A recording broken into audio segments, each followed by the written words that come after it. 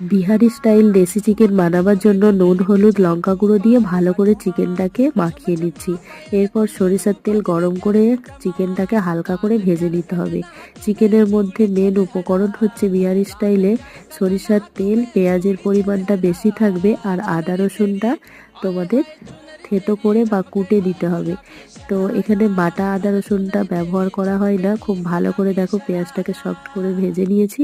এখন তোমাদের এইভাবে একটা গোটা রসুন আর থেতো করা আদা রসুন দিয়ে দিতে হবে। এখানে সব রকম মশলা ছিল, তার সাথে ছিল কাশ্মীরি লঙ্কা আর চিকেন মশলা। অল্প পানি দিয়ে মশলাটাকে কষিয়ে নিয়ে দিয়ে দিলাম টমেটো। টমেটোটাকেও খুব ভালো মতো ভেজে নিয়েছি, দেখতেই পাচ্ছ। এখন ভেজে রাখা চিকেন অল্প পানি দিয়ে চিকেনটাকে খুব ভালো করে এইভাবে কষিয়ে নিয়েছি।